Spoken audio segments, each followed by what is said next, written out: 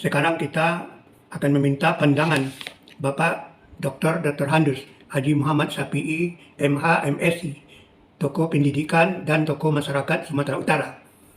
Dia juga 2 tahun yang lalu dinobatkan dengan gelar Datuk Panglima Muda oleh Raja Alam Minangkabau Pagaruyung di Istana Silindung Bulan, Batu Sangkar, Sumatera Barat. Selamat sore, Pak. Selamat sore, pemirsa di mana saja pun berada.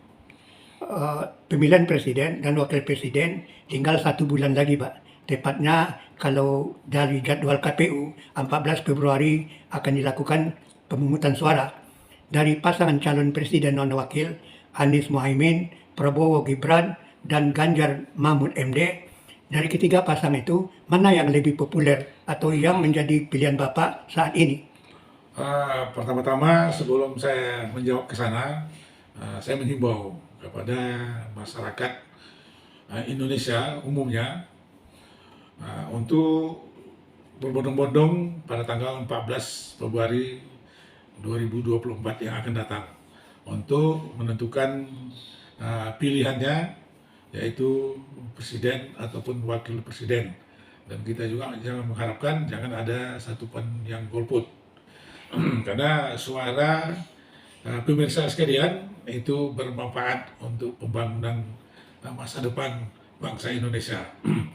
Dan kalau masalah populernya, memang semuanya populer, baik itu Anies dengan Mohaimin maupun Prabowo dengan Gibran maupun Pak Ganjar sama Mahfud MD sama-sama populer. Bukti populernya mereka terpilih sebagai calon presiden ataupun calon wakil presiden. Biarpun di sana sini katanya dari sisi umur, tapi terbukti itu sudah sesuai dengan aturan yang ada. Terbukti ya ikut dalam konsisten dalam pemilihan presiden ataupun wakil presiden.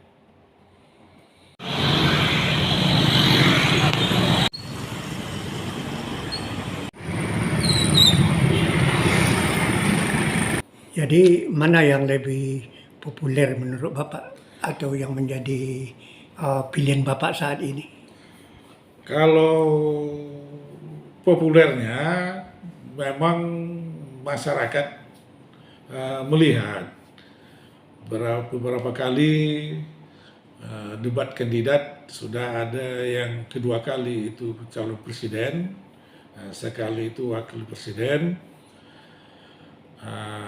Dan masyarakat juga kita mendengar keluhan dari tanggapan-tanggapan masyarakat.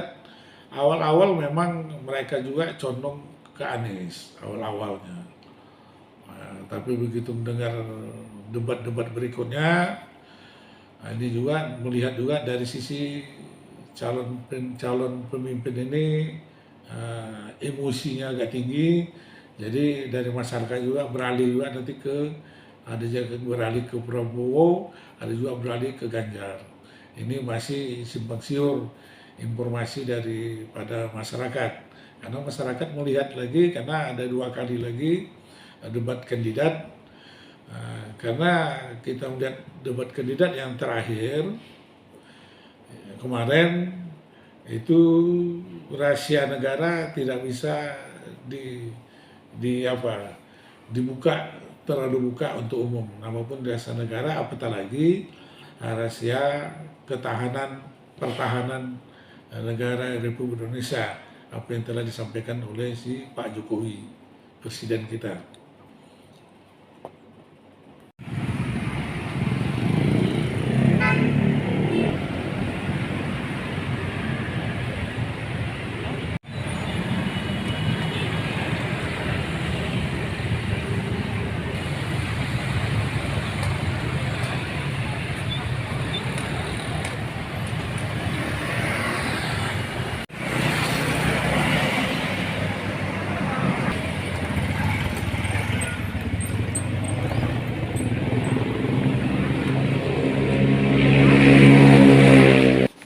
Tadi Bapak mengaku sudah berpaling dari Anies ke Prabowo.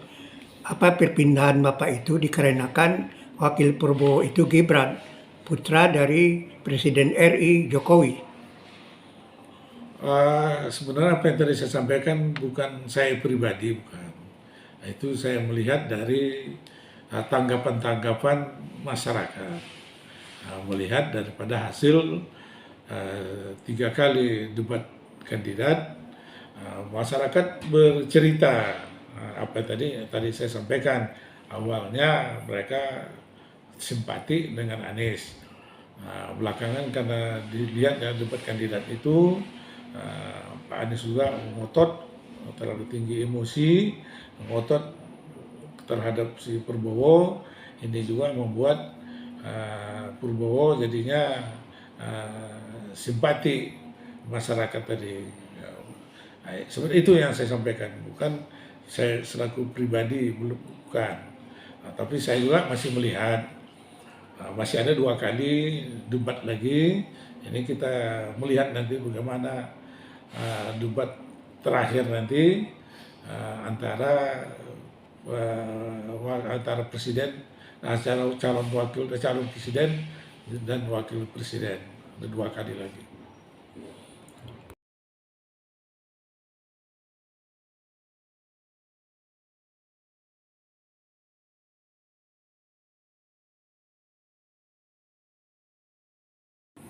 Sekarang apa harapan Bapak jika Prabowo Gibran benar-benar terpilih menjadi presiden sebagai hasil hitungan akhir dari KPU, atau juga nanti Anies yang terpilih dan Muhaimin, karena pasang juga punya banyak pendukung di mana-mana, atau Ganjar Mahfud yang terpilih? Saya mengharapkan, termasuk juga mewakili masyarakat, siapa saja pun terpilih, ya masyarakat Lugowo tetap mendukung. Yang penting harapan masyarakat tadi yang sudah dilaksanakan oleh presiden sebelumnya itu dilanjutkan. Nanti contoh seperti IKN itu dilanjutkan, jangan diberhentikan. Begitu juga jalan tol itu dilanjutkan, kalau sana itu belum selesai dilanjutkan. Tapi paling-paling itu adalah dievaluasi, ada kurang baik diperbaiki.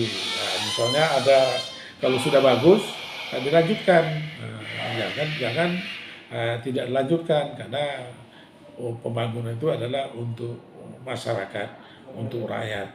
Karena apatah lagi pembangunan jalan ini juga untuk meningkatkan perekonomian masyarakat. Di samping itu juga tentang semua kandidat ini semuanya tujuannya adalah untuk masyarakat. Masyarakat tadi apa? Contoh seperti dunia pendidikan.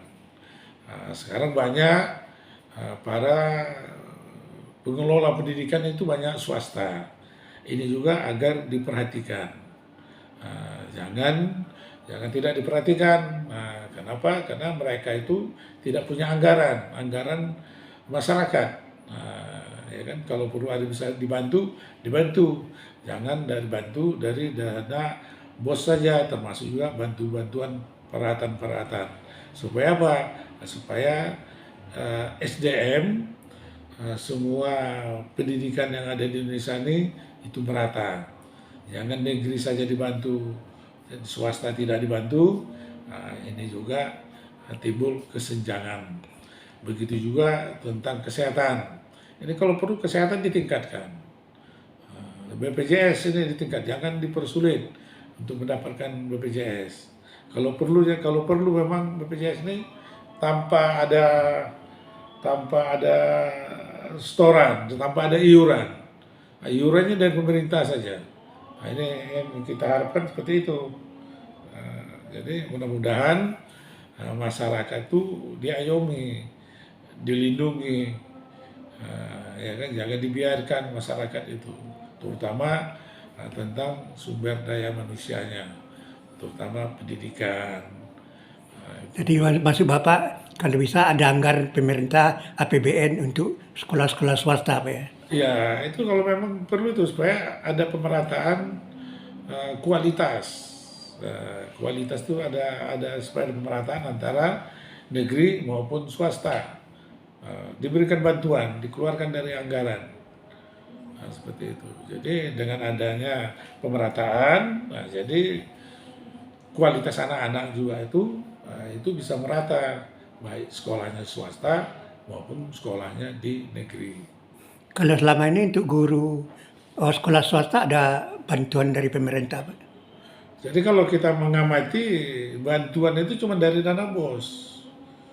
Nah, dari dana BOS saja bantuan, biaya operasionalnya itu tidak ada. Contoh seperti ya bangunan, seperti alat-alat lab, baik lab IPA, lab komputer, ya kan, lab bahasa, ini nggak ada bantuan-bantuan dari pemerintah. Nah, ini seharusnya pemerintah itu berikan bantuan.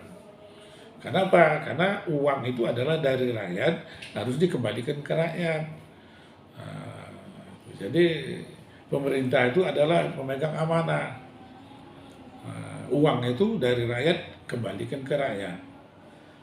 Jangan dari rakyat tak dikembalikan ke rakyat. Kan ini itu sebenarnya tentang keuangan negara itu. Oke Pak, terima kasih dari paparan yang sudah Bapak berikan dan harapan kepada pasangan yang akan menjadi presiden nantinya. Siapapun yang akan terpilih, tentu kita harapkan dunia ini Indonesia aman, tentram, jauh dari pertengkaran, percecokan. Kita bisa berusaha ke depan dengan aman, bisa berpikir dengan aman, dan juga kita walaupun berbeda dalam pilihan, tapi kita satu kalau udah jadi nanti. Ya Pak? Ya, Terima itu kasih. kita harapkan seperti itu. Artinya posisi saat ini juga harus suasananya suasana adem, suasana dingin. Jangan di dalam debat kandidat itu ditunjukkan pertengkaran di situ. Jangan kelihatan pertengkaran. Sebenarnya di dalam debat kandidat itu kan mereka itu bukan untuk mencari kesalahan seseorang. Kan dianukan itu sebenarnya kan kalau seandainya dia jadi presiden, Ya. apa nanti dilakukan? Bukan membongkar pekerjaan orang yang sudah dilaksanakan. Bukan itu sebenarnya. Apa sebenarnya nanti? Contoh seperti keamanan. Nanti kalau jadi presiden, apa yang dilakukan? Kemarin kita dengar juga tentang peralatan yang second, yang bekas. Ini tidak bisa juga kita salahkan juga kenapa bilang bekas. Karena bisa saja kemampuan keuangan negara saat itu mungkin tidak cukup. Misalnya yang diperlukan peralatan 10, sedangkan kemampuan masyarakat itu, kemampuan keuangan negara itu cuma 5 kemampuannya. Ya, dia belilah 10, artinya tidak bisa baru. Diberilah yang second, tapi second pun dengan umurnya masih panjang. Itu disampaikan kepada sedianya. Dan termasuk juga untuk membongkar dokumen-dokumen, ini sebenarnya tidak dibolehkan juga. Apa disampaikan oleh Pak Jokowi, mana dibolehkan, itu adalah termasuk rahasia negara. Nah, karena itu dalam suatu jabatan itu kan disumpah tidak membocorkan rahasia negara. Saya rasa itu yang dapat saya sampaikan. Terima kasih Oke banyak. Pak, terima kasih. Selamat sore.